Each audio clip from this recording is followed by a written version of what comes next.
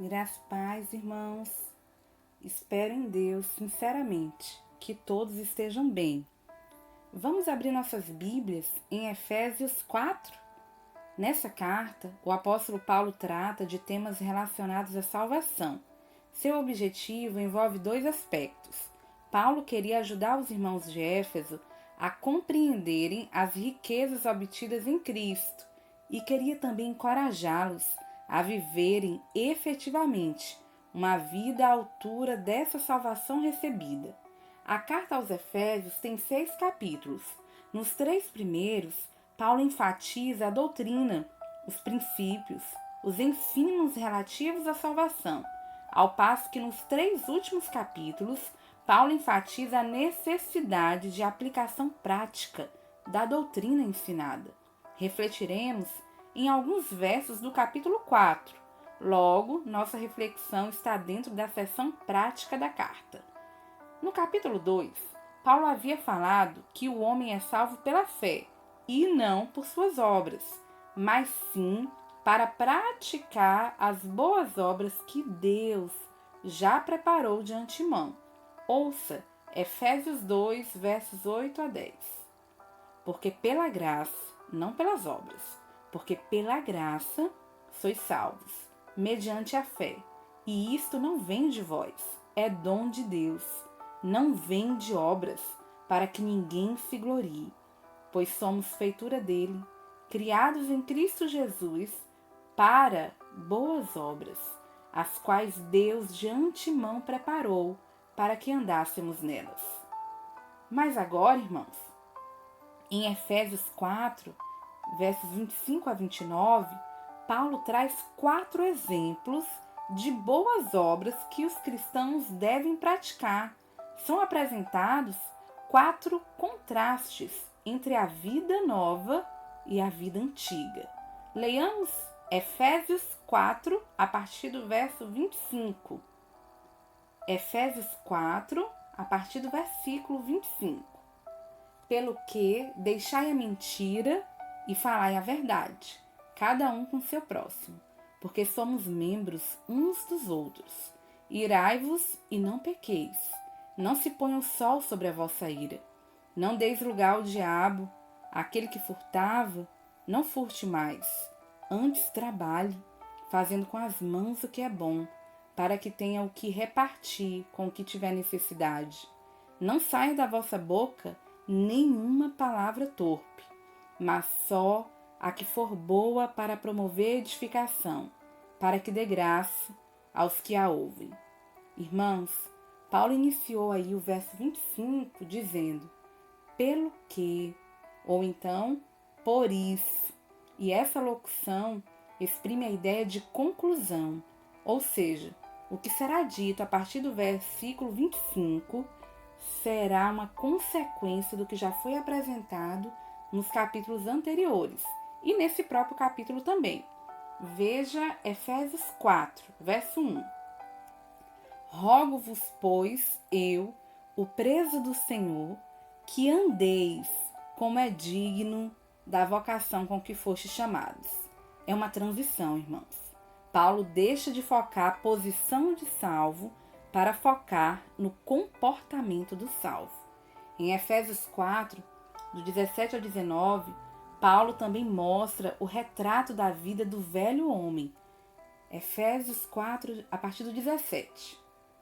E digo isto, e testifico no Senhor, para que não andeis mais como andam também os outros gentios. Como os gentios andam. Como os gentios andam, Paulo? Na vaidade do seu sentido. Verso 18. Entenebrecidos no entendimento, separados da vida de Deus, pela ignorância que há neles, pela dureza do seu coração, os quais, havendo perdido todo o sentimento, se entregaram à dissolução, para com avidez cometerem toda a impureza. Esse é o retrato que não devemos andar, pois é o retrato da velha vida. Paulo vai fazer um contraste entre o estilo de vida do velho homem e a nova vida do novo homem em Cristo. ele deixa claro que não basta abandonar as velhas práticas. É preciso mais. É preciso lançar mão de novas atitudes em contraste às velhas. É a metáfora da troca de roupas. Não basta se despir das velhas roupas pecaminosas. É preciso se vestir das roupas da santidade. É o que vemos em Efésios 4, do 22 ao 24. Efésios 4, a partir do 22, diz assim: que quanto ao trato passado, vos despojeis do velho homem, que se corrompe pelas concupiscências do engano, e vos renoveis no espírito do vosso sentido, e vos revistais do novo homem, que segundo Deus é criado em verdadeira justiça e santidade. Irmãos, essa é a dinâmica da vida cristã. Se despir, se despojar das coisas velhas e se revestir, se apegar, se vestir do novo. Afinal, no final do verso 24 diz assim, que nós fomos criados em verdadeira justiça e santidade, segundo Deus. Então, já devemos ter em mente que a santidade é obra de Deus em nós, através de Cristo, cabendo a nós nos submeter ao seu agir, sendo imitadores de Deus como filhos amados. Vejamos então cada um dos quatro contrastes, 4 exemplos enumerados por Paulo aqui nessa seção de coisas que o cristão deve deixar para trás e das coisas novas que devem substituir as velhas. Vejamos então o primeiro contraste: se despir da mentira e vestir a verdade. Versículo 25. Efésios 4, 25. Pelo que deixai a mentira e falai a verdade, cada um com seu próximo, porque somos membros uns dos outros. O crente deve se despir da mentira. A mentira é qualquer tentativa de enganar alguém, seja exagerando, diminuindo ou mesmo omitindo algo. Exagerar, diminuir ou omitir, se for com o objetivo de enganar, é pecado, irmãos. É prática do velho homem. Então, existem diversas formas de mentir. A omissão desonesta ocorre quando você se cala no momento que você tinha o dever de falar. Você só pode se omitir quando não pesar sobre você o dever de falar. Ou seja, quando seu objetivo não for enganar o seu próximo com a omissão.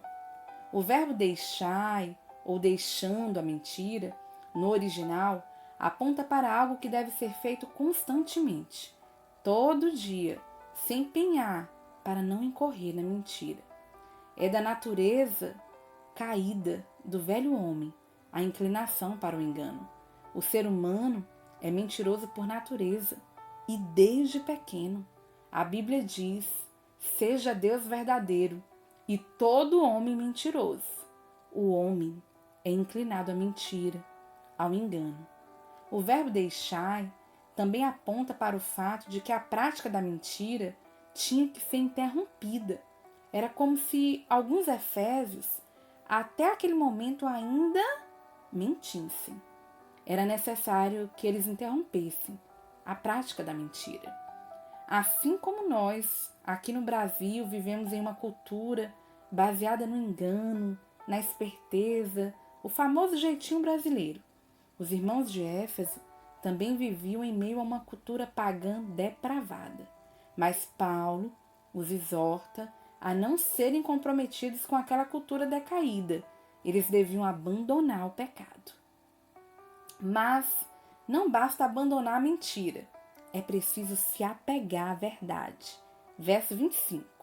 Pelo que deixai a mentira e falai a verdade.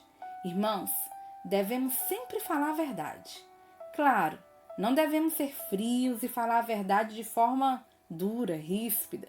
Devemos falar a verdade em amor. Não é fácil, pois o pecado comprometeu a fala do ser humano. Mas o diabo é que é o pai da mentira. ele nunca se firmou na verdade. E nós somos filhos de Deus, por isso devemos andar na verdade. No final do versículo 25, Paulo nos dá uma razão para deixarmos a mentira. Vejamos. Pelo que deixai a mentira e falai a verdade, cada um com seu próximo, porque somos membros uns dos outros. Somos da família de Deus. O foco de Paulo era o contexto da igreja. Os irmãos não deviam mentir uns para os outros, mas obviamente abrange também todas as relações das nossas vidas, uma vez que o capítulo 4 já inicia falando que é sobre o modo de vida, de como viver, como o cristão deve andar de um modo geral. Assim, não há permissão alguma para mentirmos para os descrentes, pois a mentira na Bíblia é sempre atribuída ao diabo. Deus não, irmãos. Deus é a verdade. Nele não há sombra alguma, nem engano. Você faz parte dessa família de Deus? Então, como você pode continuar mentindo, sendo desonesto com as pessoas? Não há nenhuma justificativa para qualquer mentira. Sofra o dano, mas não se torne filho do diabo. Irmãos, os versos anteriores mostram que o engano, de fato, é coisa do velho homem. Vejam o versículo 22. Versículo 22. Que quanto ao trato passado, vos despojeis do velho homem, que se corrompe pelas concupiscências do engano. Engano é coisa do velho homem. No mesmo sentido, o verso 14 diz assim: para que não sejamos mais meninos inconstantes, levados em roda por todo o vento de doutrina, pelo engano dos homens, que com astúcia enganam fraudulosamente. O engano é coisa do velho homem. Por isso, nos apeguemos à verdade que está em Cristo. Vejam o verso 21. Se é que tendes ouvido e nele fostes ensinados, como está a verdade em Jesus. E nós, irmãos, fomos recriados nessa verdade. Fomos recriados em Jesus. Vejam o versículo 24. Vos revistais do novo homem, que segundo Deus é criado em verdadeira justiça e santidade. Fomos criados em justiça e retidão procedentes da verdade. Em Efésios 6,14 lemos assim: estai, pois, firmes, cingindo-vos com a verdade e vestindo-vos da couraça da justiça. Deixai a mentira e falai a verdade. Esse foi o primeiro contraste. O segundo é se despir da mágoa e se vestir da ira justa. Versículos 26 e 27. Leiamos primeiro Efésios 4, 26. Irai-vos e não pequeis. Não se ponha o sol sobre a vossa ira. O crente deve se vestir da ira justa, mas deve abandonar a mágoa. Irai-vos. O cristão não pode se conformar com esse mundo. Ele deve se indignar com a corrupção. Se indignar contra o mal não é pecado. Pelo contrário, é recomendado por Paulo. Irai-vos. E no Salmo 7:11, vemos que Deus é juiz justo, um Deus que se ira todos os dias. Já em Romanos 1:18, vemos por que Deus se ira. A ira de Deus se revela do céu contra toda impiedade e perversão dos homens. Nós também, como imitadores de Deus, devemos nos indignar diante do pecado. Só que Deus é perfeito. Sua ira é sempre na medida, é sempre justa, santa, pois Ele é paciente e benigno. O homem, contudo, é falho, está sujeito a emoções distorcidas e não é onisciente como Deus. Por isso, o homem deve vigiar, para não deixar sua ira se prolongar. Então o homem tem que ter cautela para não dar lugar ao diabo e acabar comprometendo a sua comunhão com o Senhor. Versículo 26. Irai-vos e não pequeis.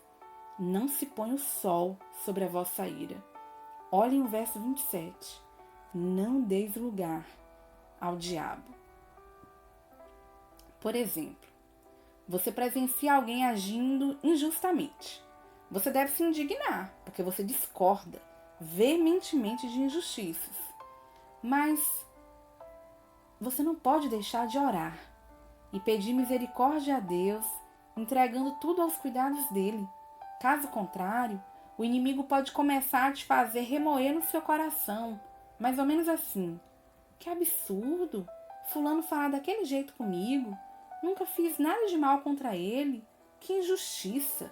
Nossa, meu marido nem se importa mais quando me ofende. Nossa, minha mãe é muito injusta comigo. E por aí vai. A justa indignação pode começar a dar lugar à mágoa e se tornar um terreno fértil para a atuação do diabo. Não deis lugar ao diabo. Daí, devemos nos lembrar do 6º mandamento, segundo Jesus. Vocês se lembram? O equivalente moral do assassino é o ódio. Em outras palavras, odiar alguém é cometer assassinato. E os assassinos não herdarão o reino dos céus. Não se ponha o sol sobre a vossa ira. Não deis lugar ao diabo.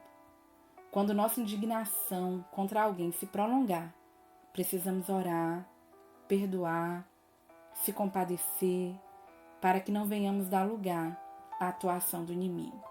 Ele é astuto, ele é oportunista. Sem dúvidas, ele vai se aproveitar de um sentimento de ira para gerar uma mágoa. Então, vistam-se da ira santa, mas abandonem a mágoa. Esse foi o segundo contraste.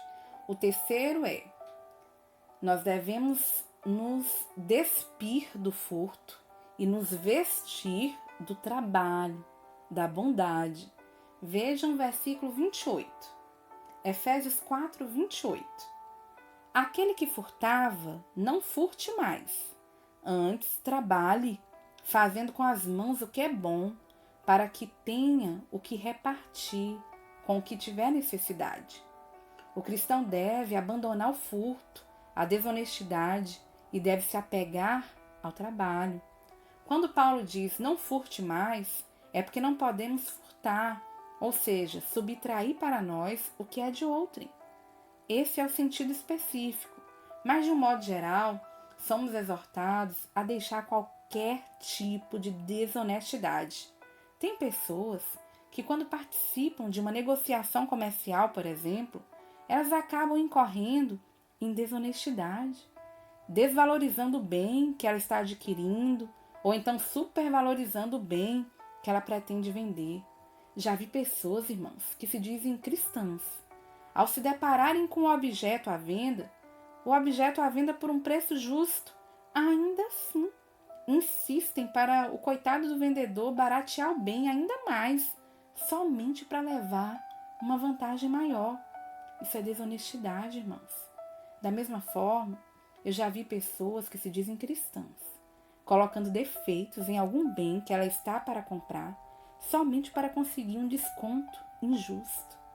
Provérbios 20, 14 diz assim. Olha como o desonesto diz. Nada vale, diz o comprador, mas indo-se, então se gaba. Isso, irmãos, é desonestidade. Não podemos agir assim, mesmo se estivermos passando por várias privações financeiras, mesmo se estivermos sendo injustiçados. Não podemos dar o troco, não podemos furtar. Temos que agir com justiça, com retidão. Claro que devemos ser bons negociantes, pedir desconto, valorizar o que Deus nos deu e buscar sempre vender por um preço justo, mas não podemos ser desonestos.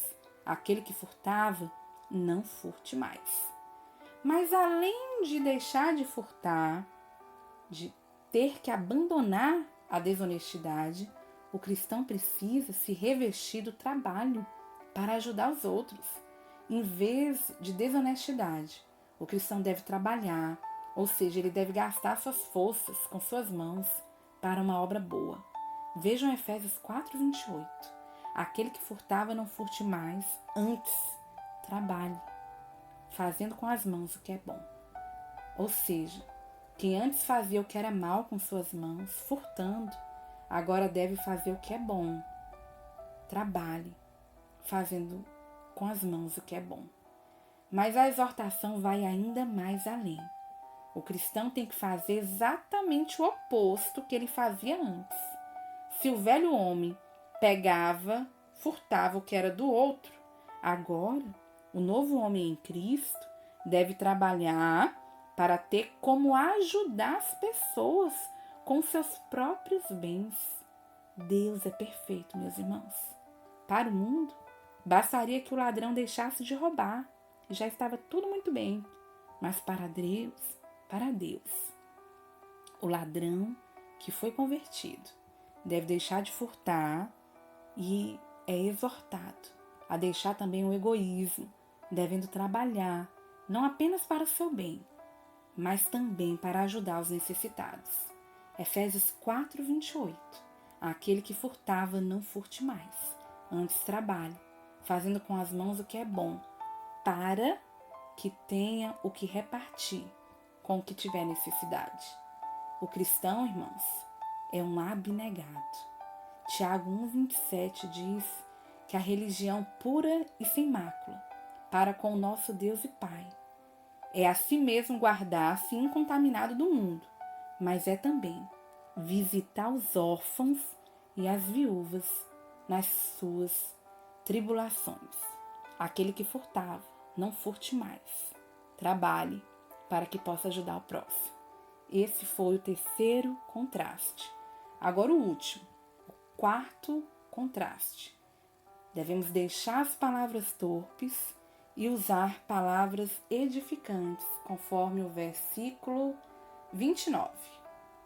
Não saia da vossa boca nenhuma palavra torpe, mas só a que for boa para promover a edificação, para que dê graça aos que a ouvem. Irmãos, o cristão deve abandonar as palavras torpes. O cristão não deve, por exemplo, falar palavrão, já que isso não provém do Espírito Santo. Mas, no grego, palavra torpe significa fruta podre, inútil. O cristão não deve falar palavras inúteis, que prejudiquem ao próximo ou que sejam uma inverdade. Quando ouvirmos uma notícia, por exemplo, devemos verificar para não transmitirmos para outras pessoas sem termos certeza, porque senão estaremos sendo inúteis, proliferando por aí fake news, notícias falsas. O WhatsApp é um terreno fértil para isso. A gente recebe várias notícias e, sem verificar se elas são verdadeiras, às vezes sem mesmo nem ler direito, a gente já reenvia para várias pessoas. E isso é vergonhoso, irmão, e pode até gerar processo judicial contra quem assim praticar. Nossas palavras não podem ser inúteis. Nossas palavras não podem ser torpes. Precisamos vigiar. Outro exemplo é a maledicência. Falar mal das pessoas, lamentavelmente, se tornou algo muito comum. Isso é uma tentação que, assim como as anteriores, enfrentamos todos os dias. Isso porque as pessoas falham e, por vezes, nos sentimos no direito de contar para alguém os erros que as pessoas cometem conosco ou com outrem. Isso porque, como vimos em Romanos, todo ser do homem foi corrompido pelo pecado. Inclusive a fala do homem foi comprometida, como está escrito: não há quem faça o bem, não há nenhum só. A sua garganta é um sepulcro aberto. Com a língua tratam enganosamente. Peçonha de áspides está debaixo de seus lábios, cuja boca está cheia de maldição e amargura. De fato, irmãos, se você parar para observar e ficar só escutando, verá que, lamentavelmente, o assunto preferido entre as pessoas, seja na escola, no trabalho, entre os familiares. O assunto preferido é falar mal uns dos outros. Um apresentador de TV, certa vez, ao perceber que as participantes de um programa que ele apresentava passaram a tarde inteira falando dos defeitos de uma moça oponente a elas. O apresentador então fez o seguinte comentário: sabe o que pode fazer 4 mulheres ficarem a tarde inteira conversando? Uma outra mulher. Isso mesmo, irmãos. A vida alheia não pode ser nosso assunto favorito. Isso é grave também porque revela o coração de quem fala.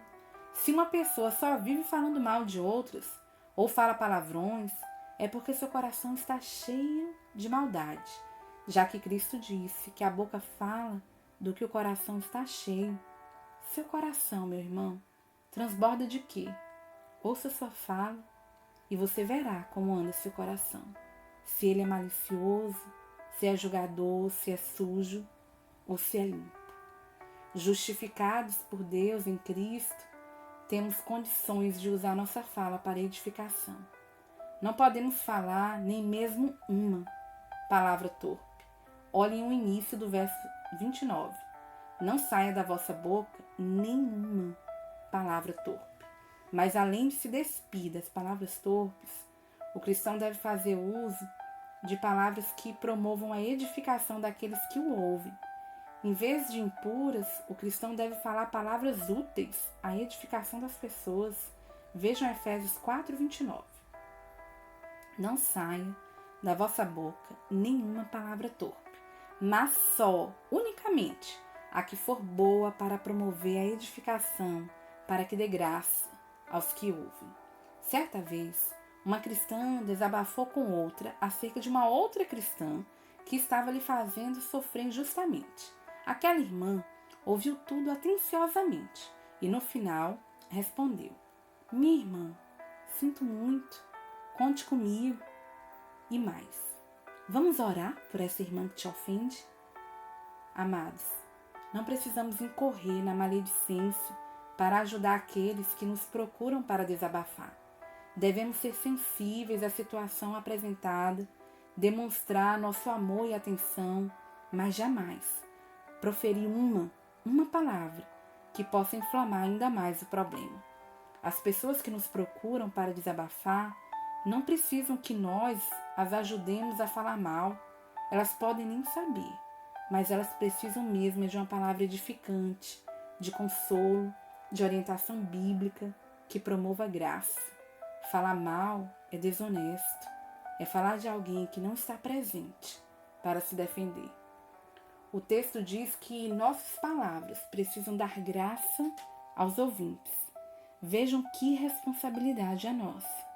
Irmãos, a fé vem pelo ouvir e o ouvir pela palavra.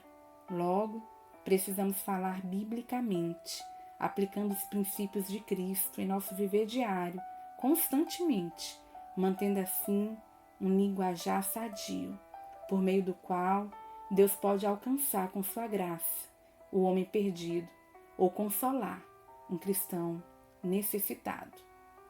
Não basta falarmos da graça de Deus. Precisamos transmitir graça pela nossa fala. Nossas palavras precisam ser úteis, jamais inúteis.